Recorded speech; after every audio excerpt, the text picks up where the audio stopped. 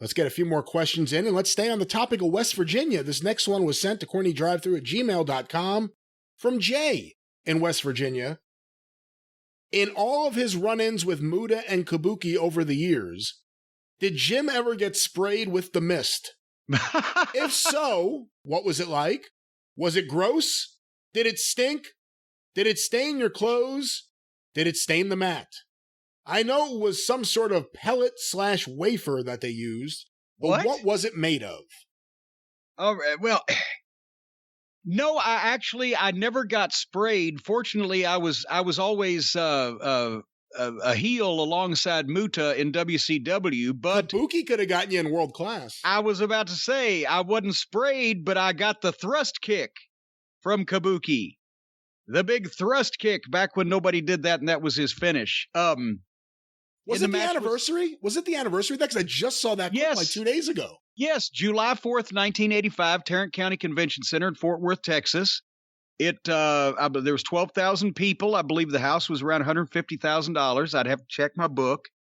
And that was my final date in world class. We'd already given notice. And the Midnight were in the Omni that night, already in Atlanta. They'd already finished, but I had been advertised for this showdown with Sunshine. They had a Texas Department of Labor and Standards was the governing body for wrestling, and they wouldn't allow intergender activity of any kind there. So we had to bill it as an exhibition instead of a fight or a match. And basically I'd made the challenge that Sunshine, she ought to be in the kitchen rattling the pots and pans around. She's a woman. None of this Helen Reddy bullshit. She needs to know her place. And she couldn't even knock me off my feet if I gave her a free shot. And through all these interviews, somewhere or another was because I booked this. It's the one thing they actually listened to me on, and it ended up being the biggest payoff I got the whole time at 6 months I was in Dallas, after we'd already given notice and left. I would be blindfolded and stand in the ring and give Sunshine one shot to knock me off my feet.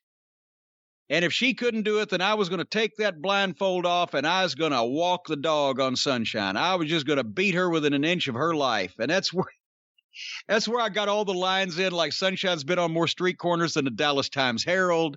And her real name is Virginia. They used to call her Virgin for short, but not for long. And all of that stuff. And, and pressing as much as I could being on TV in Dallas, Texas. And anyway, this was one of the feature events, believe it or not. And people reacted to it. But the deal was, I stole this from an old deal that Joe LeDuc did with referee Thomas Marlin one time in Louisville. It was the same thing. Joe LeDuc is fucking blindfolded and his hands tied behind his back and going to fight the referee. And then as soon as he gets blindfolded, somebody came in, distraction. Here comes Lawler and fucking knocks LeDuc out. And when you pop the hood and the referee's the one standing there, holy shit, we did the same thing.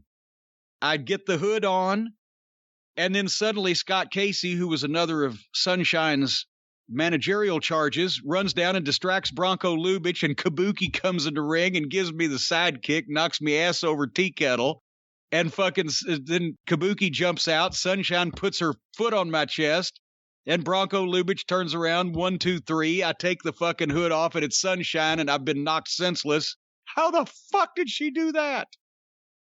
And, that was and I got $1,000 for that.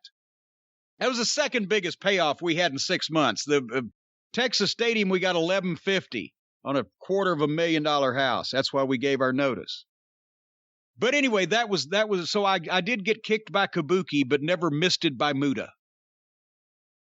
And whatever it did, oh, God damn it, I guess everybody else knows everything. I don't know where a wafer or a pellet came from. It's fucking food coloring.